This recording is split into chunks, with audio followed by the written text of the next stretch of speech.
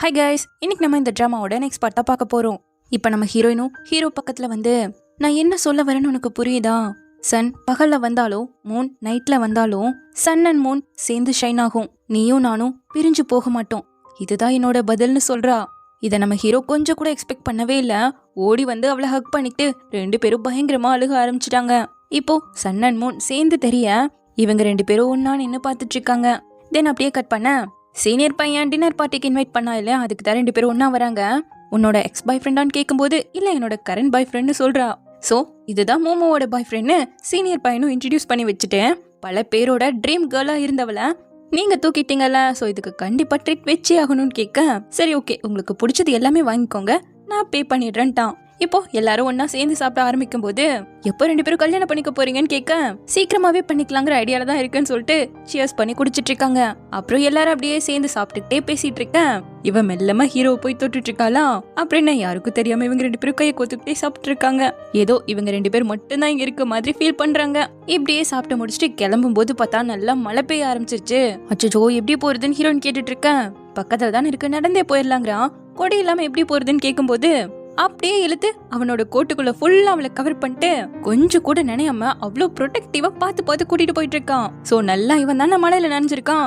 வீட்டுக்கு வந்ததும் சீக்கிரமா போய் கூலி இல்லைன்னா கோல்டு பிடிச்சிக்கோன்னு சொல்லி அவனை அனுப்பி வச்சுட்டு இவ அப்படியே வீட்டுக்குள்ள சுத்தி பார்க்கும்போது, இவ படிக்கிறது அஸ்ட்ரானமி தானே, சோ அதுக்கு ரிலேட்டடா அவன் இது மாதிரி எல்லாம் கலெக்ஷன் வச்சிருக்கான். அதுல ஒண்ணு நம்ம ஹீரோயின் கிஃப்ட் பண்ணா இல்ல, பீஸா எல்லாத்தையும் ஓட்ட வைக்கிற மாதிரி இருக்குமே, அது நம்ம ஹீரோ கம்ப்ளீட் பண்ணி வச்சிருக்கான். இப்போ குளிச்சுட்டு வந்தவன் நீ இதை பாத்துட்டியான்னு கேட்கும்போது, உனக்கு இதை பண்றதுக்கு எவ்வளவு நாள் ஆச்சுன்னு கேக்குறா. இவன் அதை 2 டைம் பண்ணிருக்கானாமா. முதல்ல அவனே பிக்ஸ் பண்ணிருக்கான், 2வது டைம் இங்க ஷிஃப்ட் ஆகும்போது அது கீழே விழுந்துடுச்சு. அப்ப கரெக்டா அவன் மேனுவலையும் மிஸ் பண்ணிட்டானாமா. சோ 2வது டைம் அரேஞ்ச் பண்றதுக்கு ரொம்பவே கஷ்டமா இருந்ததுன்னு சொல்றான். ஏன்னா எந்த பீஸ் எங்க வரும்னு தெரியாதுல, இருந்தாலும் அதை அவ்வளோ அழகா பிக்ஸ் பண்ணிருக்கான். சரி ஃபர்ஸ்ட் டைம் உனக்கு எப்படி இருந்ததுன்னு கேட்கும்போது, நீ கனடா போன புதுசுல என்னை வீல் சேர் மட்டும்தான் யூஸ் பண்ண சொன்னாங்க. அந்த டைம்ல நான் சாப்பாடு சாப்பிட்றத விட அதிகமா மாத்திரைகளை எடுத்துக்கிட்டு இருந்தேன். வழியதான் தாங்க வேண்டியது இருந்ததுன்னு பார்த்தா நீ போனதையும் சேர்ந்து தாங்கிக்கிட்டு இருந்தேன். அப்பெல்லாம் ஃபியூச்சரை பத்தி சுத்தமா நான் யோசிக்கவே இல்லை. இது மட்டும்தான் அப்போ எனக்கு துணையா இருந்துச்சு. நீயே என் கூட இருக்க மாதிரி நான் ஃபீல் பண்ணேன். அதுக்கப்புறம் தான் எழுந்து நிக்கணுங்கிற ஆசையே எனக்கு வந்து ஃபியூச்சரை பத்தியே நான் யோசிக்க ஆரம்பிச்சேங்கிறான். முன்னாடியெல்லாம் நம்மளே இதை சேர்ந்து கட்டலான்னு நினைச்சிட்டு இருந்தேன். ஏன்னா நமக்கு நிறைய டைம் இருக்கும், ஸ்லோவா இதை பண்ணலான்னு தோணுச்சுன்னு சொல்ல. அப்ப நம்ம இதை மறுபடியும் கழிச்சிட்டு 3வது டைம் திரும்பவும் கட்டுவோன்னு ஹீரோ கேட்கிறான். நான் அதை சொல்ல வரல, முதல் டைம் நீ கட்டும் போதே கூட இல்லாததுக்கு வருத்தப்படுறேன்னு சொல்ல, டக்குனு ஹீரோ அவளை ஹக் பண்ணிக்கிட்டு யாரு தாமஸ்னு கேட்கிறான். எங்க டிபார்ட்மெண்ட்லயே பிரில்லியண்டான ஸ்டூடெண்ட், ஹாஃப் ஆஸ்திரேலியன் ஹாஃப் பிரெஞ்சுன்னு சொல்ல. அப்ப அவனும் பின்னாடி சுத்தினானான்னு கேட்கும்போது, நான் தான் முன்னாடியே சொன்னல ஏகப்பட்ட பசங்க என் பின்னாடி சுத்தினாங்க, சொன்னா நீ தான் நம்ப மாட்டேன்னு இவ சொல்லிட்டு இருக்க. அவன் அவளை பிடிச்சு நான் அதை நம்புறேங்கிறானா. அப்போ இன்னைக்கு நைட் நான் இங்க தங்கலாமான்னு இவ கேட்க, நாளைக்கு இங்க உன்னோட பொருளை எல்லாம் எடுத்துட்டு வந்துடலாம், நானும் ஹெல்ப் பண்றேங்கிறானா. அப்போ அதெல்லாம் இங்க ஸ்டே பண்ணலாம், நான் மட்டும் கூடாதுன்னு அப்படியே அவன் பக்கத்துல வந்து தான் பேசிட்டு இருக்கா. அப்ப சரி உன்னோட விருப்பம் இதுதானே, நான் போயிட்டு வரேன், நாளைக்கு பார்ப்போம்னு சொல்லும்போது அவன் அவளை நல்லா பிடிச்சிக்கிட்டான். நீ மைண்டுக்குள்ளதான் பேசுவ போலியே, வாயில எதுவும் வரமாட்டேங்குது, சரி சொல்லு நான் எங்க தூங்கட்டும், சோஃபாலையான்னு கேட்கும்போது, அது உன்னோட இஷ்டம்னு சொல்லிட்டு அவன் போறானா. அவனை டக்குன்னு சோஃபால தள்ளி கிஸ் பண்ண ஆரம்பிச்சிட்டா. நீ இதுல நிஜமாவே சீரியஸா தான் இருக்கியான்னு கேட்கும்போது, நான் ஒன்னும் குழந்தை கிடையாதுன்னு ஆல்ரெடி சொல்லிட்டலன்னு சொல்லிட்டு ரொமான்ஸை ஸ்டார்ட் பண்ணிட்டாங்க. கட் பண்ணா பெட்ல படுத்துக்கிட்டு ஒரே வெக்கமா இருக்கு, ஹீரோவே அவளால பார்க்க முடிய மாட்டேங்குது. இப்ப அடுத்த நாள் வெடிஞ்சதும் நம்ம ஹீரோ நேரா கடைக்கு வந்து சமையலுக்கு தேவைப்படுற எல்லா பொருளையும் தேடி தேடி வாங்கிட்டு இருக்கான். இங்க வீட்டுல நம்ம ஹீரோ நல்லா தூங்கி எழுந்து வந்து பார்க்க ஆல்ரெடி அவளுக்கு பிரேக்ஃபாஸ்ட்லாம் ரெடி பண்ணி தான் வச்சிருக்கான். அதை பார்த்துட்டு நேரா எக்ஸசைஸ் பண்ணக்கூடிய ரூம்க்கு வந்து பார்க்க அவன் உள்ள ஒர்க் அவுட் தான் பண்ணிக்கிட்டு இருக்கானா. சோ அப்படியே வந்து அவனை ஹக் பண்ணிக்கிட்டு எழுந்துட்டேன்னு சொல்லும்போது, நீ எப்போ இங்க வர போறேன்னு கேட்கிறான். ஏற்கனவே தங்கி இருக்க இடத்துக்கு 2 மாசத்துக்கான ரெண்ட்டை கொடுத்துட்டா, சோ இப்பவே வந்தா வேஸ்ட் ஆயிடும்னு சொல்ல, அவன் உடனே அவளுக்கு காசு அனுப்பிவிட்டு இப்பவே உன்னோட ரெண்ட் கிடைச்சதா நினைச்சுக்கிட்டு இப்பவே நீங்க வந்துக்கலாம்னு சொல்லிக்கிட்டு இருக்கும்போது கரெக்டா காலிங் பெல் சவுண்ட் கேக்குது. நீங்க வரதுக்கு ஹெல்ப் பண்றதுக்கான ஆள் வந்தாச்சுன்னு சொல்லி ஓபன் பண்ண, ஹீரோனை பார்த்ததும் அந்த பையன் ஷாக் ஆயிட்டு இருக்கான். இவனோட பேரு வேன், ஹீரோவோட அசிஸ்டன்ட் அண்ட் டிரைவரும் கூட. இதை ஹீரோயின் கிட்ட இன்ட்ரடியூஸ் பண்ணிட்டு கீழே வெயிட் பண்றதா சொல்லிட்டு போயிட, அப்ப நீ ஏற்கனவே பிளான் பண்ணி தான் இதை வச்சிருக்கியாடான்ட்டு 3 பேருமா ஹீரோனோட வீட்டுக்கு தான் வராங்க. பட் அவங்க போய் பேக் பண்ணிட்டு உன்னை கூப்பிடுறேன்னு சொல்லிட்டு மேல வரும்போது, உன்னோட அசிஸ்டன்ட் ஏன் உன்னை மிஸ்டர் ஜின்னு கூப்பிடுறாரு, இப்பெல்லாம் உனக்கு டிரைவர் கூட இருக்கான், பிசினஸ் ட்ரிப்ல போய் என்னெல்லாம் பண்ணுவேன்னு கேட்டுட்டு இருக்கேன். மறுபடியும் நிறைய கேள்விகள் கேட்க ஆரம்பிச்சியான்னு இவன் கேட்கும்போது, ஆமா உன்னோட சிச்சுவேஷன்லாம் தெரியாம எப்படி உன்னோட இருக்கிறதுன்னு கேட்கிறா. அவ்வளோ அக்கறை இருக்கவன் நேத்து நைட் என்னோட க்ளோஸ் ஆகிறதுக்கு முன்னாடி ஏன் இதை கேட்கலன்னு கேட்கிறான். அந்த சுச்சுவேஷன்ல நான் எப்படி போய் கேட்கறதுன்னு சொல்லிட்டு நேரா உள்ள வராங்க. லாஸ்ட் டைம் பைப் ஒடிஞ்சு போயிடுச்சு தெரியுமா, யாரை கூப்பிடுறதுனே தெரியாம இருக்கும்போது என்னோட ரூம்மேட் பையன் தான் அவனோட ஃப்ரெண்டை கூப்பிட்டு ஃபிக்ஸ் பண்ணி தந்தான். ரொம்ப நல்ல பையன் சொல்லும்போது அப்ப அந்த ஃப்ரெண்டு எங்கேயே தங்கிட்டானு கேக்குறானா. இது எப்படி உனக்கு தெரியும் இவ கேட்க, சும்மா கெஸ் பண்ண. சரிவா பேக் பண்ண ஆரம்பிக்கலாங்கும் போது எங்கிருந்து ஸ்டார்ட் பண்றதுன்னே தெரியல. எனக்கு இது மாதிரி பேக் பண்றதெல்லாம் பிடிக்கவே பிடிக்காதுங்க. அப்ப இனிமேல் நானே அதை பாத்துக்கிறேங்கிறா. இல்ல எல்லாத்தையும் நீயே பண்ணிட்டேன்னா எனக்கு ஹை மெயின்டெனன்ஸ் தேவைப்படுற மாதிரி எல்லாம் ஆயிடுங்கிறா. ஹை மெயின்டெனன்ஸா இருந்தா என்ன பிரச்சனை, நான் உன்னையும் சேர்த்திப்பேன்னு சொல்ல. அப்படியா எவ்வளவு நாளைக்குன்னு கேட்கிறா. லைஃப் டைம்க்கு வச்சுப்பேன்னு சொல்லிட்டு அப்படியே கொஞ்சம் போட்டு பேக் பண்ணிட்டு இருக்காங்க. அப்ப நம்ம ஹீரோயினும் வென் எப்படி உனக்கு அசிஸ்டண்டா கிடைச்சான்னு கேட்கும்போது, நான் பெய்ஜிங்ல ஒரு ஃபேக்டரியில வேலை செஞ்சுட்டு இருக்கும்போது ஒரு இன்ஸ்டிடியூட்ல ஜாயின் பண்ணேன். அங்க ஒரு கன்சல்டண்டா வேலை செய்யறோம்னா நம்மளோட ஓன் ப்ராஜெக்டுக்காக நிறைய டிராவல் பண்ண வேண்டியது வரும்னு சொல்லி ஹீரோவோட ஹெல்த் கண்டிஷன் தெரிஞ்சு அந்த இன்ஸ்டிடியூட்டே வென் அசிஸ்டண்டா எனக்கு கொடுத்துட்டாங்கன்னு சொல்லிக்கிட்டு இருக்கான். அப்ப ஹீரோயின் ஸ்கார்ஃப் காணுமேன்னு தேடிட்டு இருக்கும்போது தோ இங்கதான் இருக்கு பாருன்னு எடுத்துக்காட்டானா. இது ஒன்னும் ஸ்கார்ஃப் கிடையாது, என்னோட ட்ரெஸ் நீ புடுங்கிக்க. ட்ரெஸ்ல எங்க ஸ்லீவ் காணும்னு கேக்குறானா. அது ஸ்லீவ்லெஸ் அப்படியே போட்டுக்கிறதுன்னு இவ சொல்லும் போது, அப்படியா என்னால புரிஞ்சுக்க முடியலையே, எங்க போட்டு காட்டுன்னு கேட்க அவனை பிடிச்சி வெளியே தள்ளிட்டு ட்ரெஸ் மாத்துவா போல. அப்போ இந்த இடத்துல ஒரு குட்டி காரும் இவனோட ரேஸ் கார் இருக்கும்ல அதே மாதிரி இருக்கு. அதோட நிறைய மாடல்ஸ் எல்லாம் வச்சிருக்காளா. அதெல்லாம் பார்த்துட்டு மறுபடியும் அப்படியே நோட் புக் எல்லாம் அடுக்கி வைக்கும்போது கரெக்டா அவளோட ஆல்பம் ஒண்ணு கிடைக்க அவன் எடுத்து பார்த்துட்டு இருக்கான். அதுல இவங்க 2 பேரும் ஒன்னா எடுத்த ஒரு போட்டோ கூட வச்சிருக்கா. முன்னாடி ஐடிக்கு தேவைப்படுதுன்னு எடுத்துட்டு இருக்கும்போது நம்ம இது வரைக்கும் சேர்ந்து போட்டோவே எடுக்கலன்னு சொல்லி அன்னைக்கு எடுத்த போட்டோவை இப்ப வரைக்கும் பத்திரமா வச்சிருக்காளாம். மேற்கொண்டு போட்டோஸ் எல்லாம் பார்க்க இவனுக்கு கண்ணெல்லாம் கலங்கிடுச்சு. அடுத்த ஒரு பாக்ஸ் இருக்கு, அதை ஓபன் பண்ணி பார்க்கும்போது அவன் கைக்கு ஒரு துணி கட்டுவான்ல, அதை அவ பத்திரமா எடுத்து வச்சிருக்கா. அதைத்தான் பாக்ஸிங்க போய் இவன் கட்டிருப்பான் போல, அடி வாங்கிட்டு அவளை பாத்திருப்பான்ல. சோ அந்த ஞாபகம் எல்லாம் வர ஆரம்பிச்சிருச்சு. இப்ப அடுத்து அவளுக்கு ஒரு மேக்ஸ் சொல்லி கொடுத்தான்ல, அந்த பேப்பரை கூட இன்னும் வச்சிருக்கா. சோ இதெல்லாம் பார்த்துட்டு இருக்கும் போது கரெக்டா நம்ம ஹீரோயினும் அந்த ட்ரெஸ்ஸை போட்டு வந்து நிக்கிறாளா. நான் ஒரு கேள்வி மட்டும் உன்கிட்ட கேட்கணும், எப்பெல்லாம் நீ இந்த ட்ரெஸ்ஸை போடுவேன்னு கேட்கிறான். எப்பெல்லாம் ஹேண்ட்ஸமான பசங்களை பாக்குறனோ அப்பெல்லாம் போடுவேன் இவ சொல்ல. அது என்ன ஹேண்ட்ஸமான பசங்க, நான் அதுல இருக்கேன்னு இவன் கிட்ட வரும்போது வெண்ணினும் கீழே வெயிட் பண்ணிட்டு இருக்கான்னு இவ சொல்ல. உடனே அவனுக்கு கால் பண்ணி வரதுக்கு கொஞ்சம் லேட் ஆகும், நீ காஃபி ஷாப்ல போய் வெயிட் பண்ணுன்னு சொல்லிட்டு இங்க ரொமான்ஸ் ஆரம்பிக்க கரெக்டா வெண்ணு பையன் காஃபி ஷாப்ல வேலை செய்யற பொண்ணோட வந்து நிக்கிறான். நீ எங்க என்னடா பண்றங்கிற மாதிரி கேட்கும்போது நிறைய வேலை இருக்கல, அதனாலதான் ஹெல்ப்புக்கு இவளையும் கூட்டு வந்தேன்னு தூக்கிட்டு போயிட்டு இருக்காங்க. தென் இப்ப கிளம்பி நேரா காஃபி ஷாப்க்கு தான் வராங்களா. அவன் கையில ஒரு நோட் புக்கை கொடுத்து உன்னோட கடையில என்னெல்லாம் நடக்குதுங்கிறத நீயும் தெரிஞ்சுக்கணும் இல்லையான்னு கேக்குறான். எப்பத்துல இருந்து இது என்னோட கடையாச்சுன்னு இவ கேட்க, நான் அப்போ ஜஸ்ட் ஃபன்னுக்காக இதை ஓபன் பண்ண நினைச்சிட்டு இருக்கேன்னு அந்த கதையை காட்டுறாங்க. இவன் இந்த ஊருக்கு வந்ததுமே ஃபர்ஸ்ட் காஃபி ஷாப் ஓபன் பண்ணுங்கிறதா இவனோட ஐடியா. கரெக்டா அவன் ஆசைப்பட்ட மாதிரியே இந்த கடையும் அமைய அப்பவே அந்த கடையை வாங்கிட்டான். மூன் காஃபிங்கிறது அவனே டிசைன் பண்ணி இதே போல இருக்கணும்னு சொல்லிதான் ஃப்ரண்ட்ல இருக்க போர்டு கூட வச்சிருக்காங்க. பட் கடை ஆரம்பிச்சு 2 வருஷம் லாஸ்ட்ல போச்சாமவே நீ கேட்க, சில தப்புகள் பண்ண ஆகும் இல்லையா, அததான் சரி பண்ணிட்டேங்கிறான். லாஸ்ட்ல போகும்போதும் எதுக்காக தொடர்ந்து காசு போட்டுக்கிட்டே இருந்த நீ கேட்க, ஏன்னா முன்னாடி ஒரு பொண்ணு எனக்கு இதை சஜஸ்ட் பண்ணா, தொடர்ந்து தப்பு பண்ணிக்கிட்டே இருந்தாலும் ஒரு நாள் நமக்கு சரியான பாதை கிடைக்கும். சப்போஸ் ஃபியூச்சர்ல இது க்ளோஸ் பண்ணப்பட்டாலும் மேனேஜ்மெண்ட் சரியில்லாம க்ளோஸ் ஆகாதுங்கிறான். இதெல்லாம் சரி, எதுக்காக என்னை விட்டு விலகி இருந்தேன்னு கேட்கும்போது நான் எப்ப சொன்னேன்னு இவன் கேட்கிறான். கரேஜ்ல இருக்கும்போது தான் உன்னை அடிக்கடி வந்து பார்க்கவெல்லாம் கூடாதுன்னு என்னெல்லாம் பேசுறேன்னு திரும்பும்போது கரெக்டா கிஸ் பண்ணிட்டு இருக்கான். அப்போ ஒரு ஃபோன் காலும் வர, மோமோ நான் அர்ஜென்ட்டா ஒரு பிசினஸ் ட்ரிப்க்கு போயாகணும், வேணும்னா வீட்டுக்கு கூட்டு போயிடுவான், பத்திரமா நல்ல பிள்ளையா எனக்காக வெயிட் பண்ணணும்னு சொல்லிட்டு இருக்கான். இப்போ நம்ம ஹீரோயின் வெண்ணோட வீட்டுக்கு வந்துட்டு இருக்கேன். உங்க குழந்தைக்கு எவ்வளவு வயசு, கிண்டர் கார்டனா படிச்சுட்டு இருக்காங்கன்னு கேட்க, இவளுக்கு ஒன்றும் புரியல, உங்க குழந்தைய தான் கேட்கிறேன், ஏன் அவங்கள கூட கூட்டு வரலையான்னு கேட்கும்போது ஜென்சோ இதை பத்தி நிறைய சொல்லியிருக்காரு போலேன்னு இவ கேட்க, அப்படிலாம் இல்ல, டின்னர்ல மட்டும்தான் ஒரு டைம் சொல்லியிருக்காரு, நார்மலா அவரோட பர்சனல் லைஃப் பத்தி எல்லாம் பேசவே மாட்டாரு, பட் அவருக்கு ஒரு ஒய்ஃபும் குழந்தையும் அப்ராட்ல இருக்காங்கிறது எல்லாருக்குமே தெரியும். அப்புறம் அவரோட குழந்தை ரொம்ப லேசியா அவ்வளோ விருப்பப்பட்டு தூங்கிக்கிட்டே இருக்குமாமா.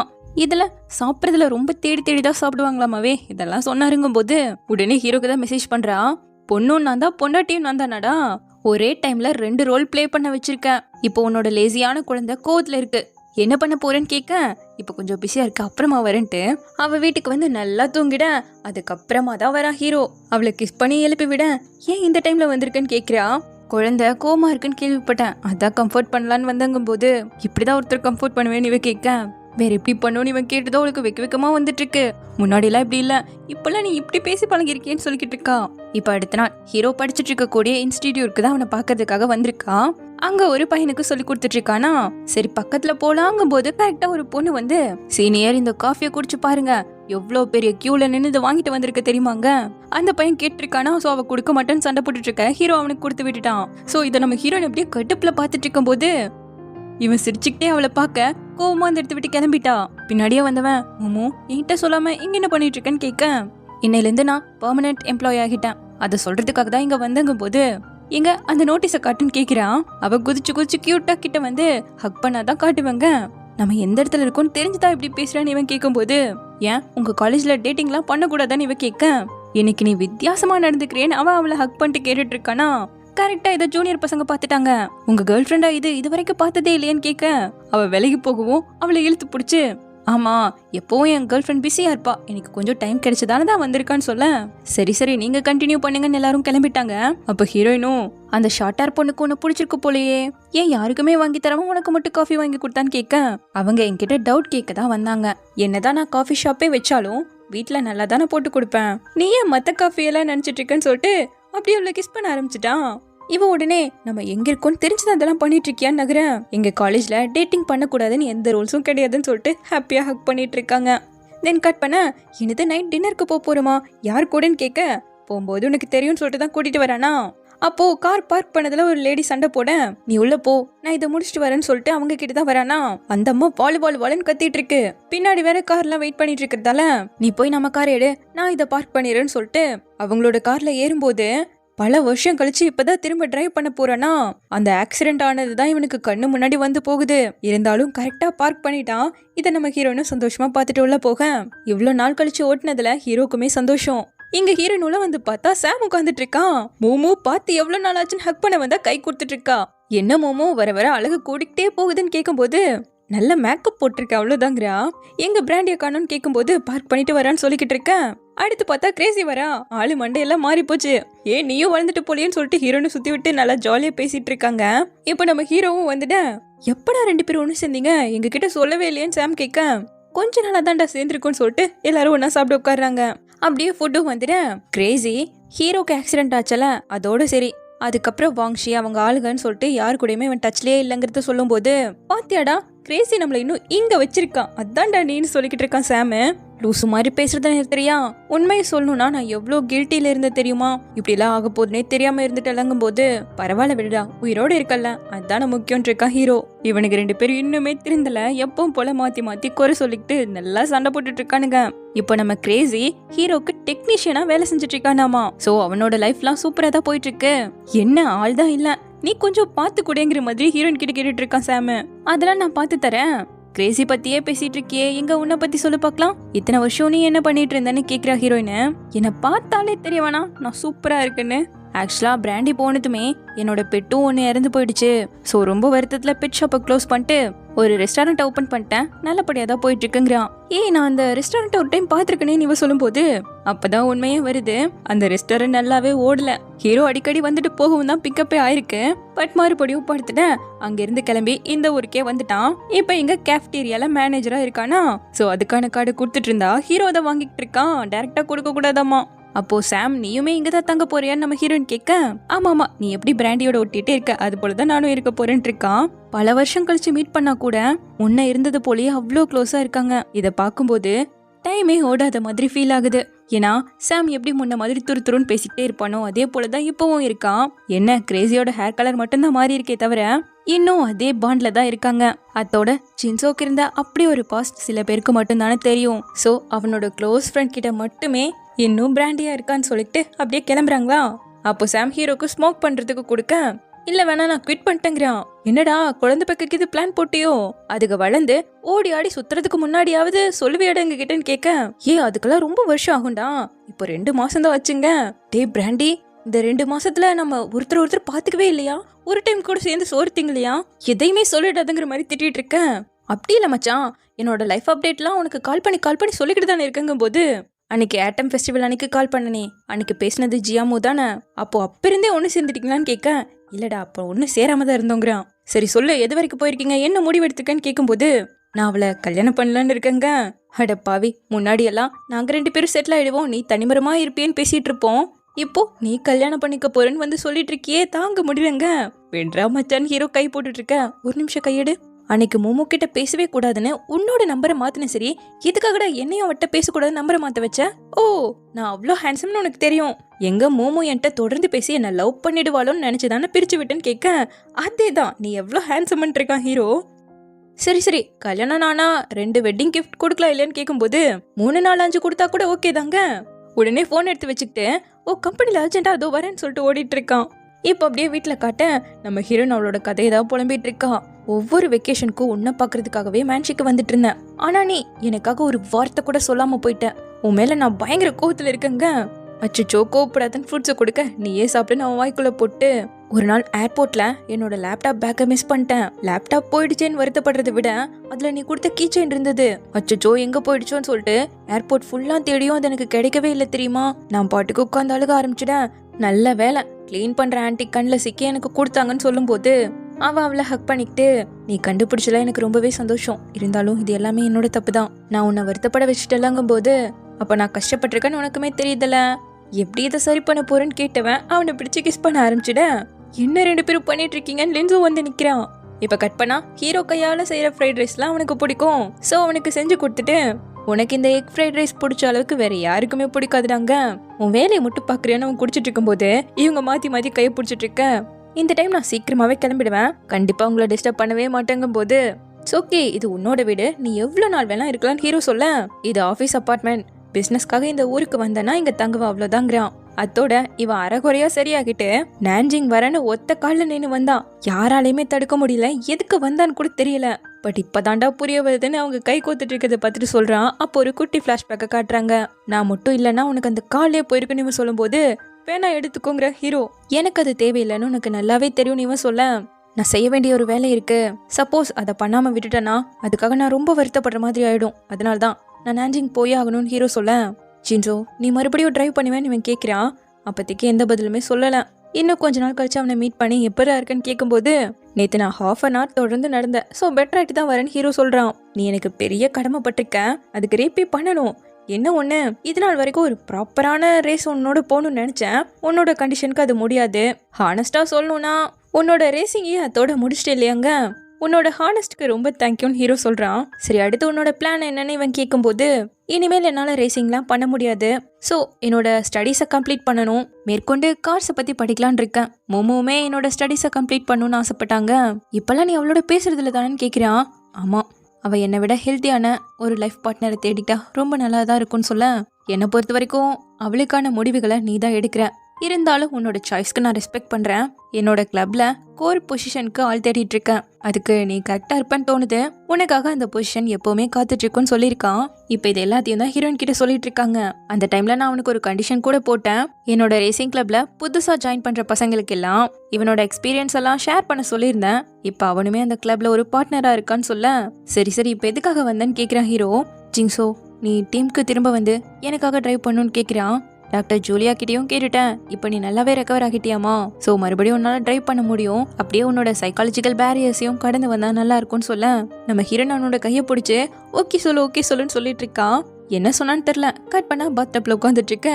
அதை நம்ம ஹீரோன் போட்டோ எடுத்துக்கிட்டு இப்போ நான் கேட்குற கேள்விக்கெல்லாம் கரெக்டா பதில் சொல்லணும். சாமன் கிரேசியோட இன்னைக்கு பேசினதால கடந்த 6 வருஷமா நீ அப்படி என்னதான் பண்ணிட்டு இருந்தேன்னு எனக்கு தெரிஞ்சாகணும்னு கேட்க, கொஞ்சம் வருஷம் அப்ராட்ல இருந்தா அப்புறம் சைனாக்கு ரிட்டர்ன் ஆகிட்டாங்கிறான். அப்ராட்ல யாரோட இருந்தேன்னு கேட்கும்போது சாமன் ஜின்சோவோட தாங்கிறானா. வேற யார் இருந்தா உண்மையும் சொல்லுன்னு கேட்க, சாமும் கிட்ட ஏதாவது சொன்னான்னு கேட்கிறான். இன்னைக்கு எனக்கு நிறையவே டைம் இருக்கு. ஸோ அவனோட வெளியே போலான்னு இருக்கங்க.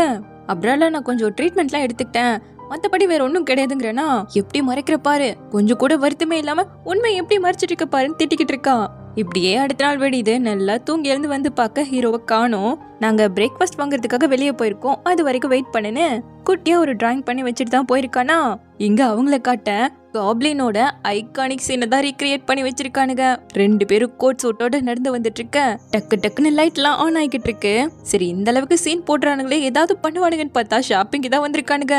சோ தீந்து போயிடுன்னு சொல்லிட்டு ஆன்டிகள் எல்லாம் போட்டு நசுக்கி எடுத்துட்டு போக, எப்பவுமே நீ இங்கதான் வருவியாடான்னு கேக்குறா. ஆமா, ஆனா எப்பவும் இப்படி இருக்காதுன்னு இருக்கா ஹீரோ. இப்போ தேவைப்படுறதெல்லாம் வாங்க ஆரம்பிக்க லென்ஸுக்கு இதை பத்தி ஒண்ணுமே தெரியாது. ஹீரோ தான் பார்த்து பார்த்து வாங்கிட்டு இருக்கானா. கூட வந்த பாவத்துக்கு எல்லாத்துக்கும் அவனே தான் பே பண்ணிட்டு வந்துட்டு இருக்கான். இவன் இவ்ளோ அக்கறையா இதெல்லாம் பண்றானா, இவனுக்கே கொஞ்சம் டவுட் வந்துருச்சு. வாங்கிட்டு கிளம்போது கூட இது இருக்கா அது இருக்கான்னு சொல்லிட்டு போன்ல லிஸ்ட் எல்லாம் போட்டு வச்சு கேட்டுட்டு இருக்க. எல்லாமே இருக்குடான்னு சொல்லிட்டு இவனை பார்த்து சிரிக்கும் போது, ஏன் என்னை பத்தி சிரிக்கிறேன்னு கேக்குறான். நீ ரொம்ப வித்தியாசமா நடந்துக்கிறியே, மொம்முவை கல்யாணம் பண்றதுக்கு பிளான் போட்டு போலியன்னு கேட்கும்போது அப்படியே கட் பண்ணி ஒரு குட்டி பிளாஷ்பேக்கை காட்டுறாங்க.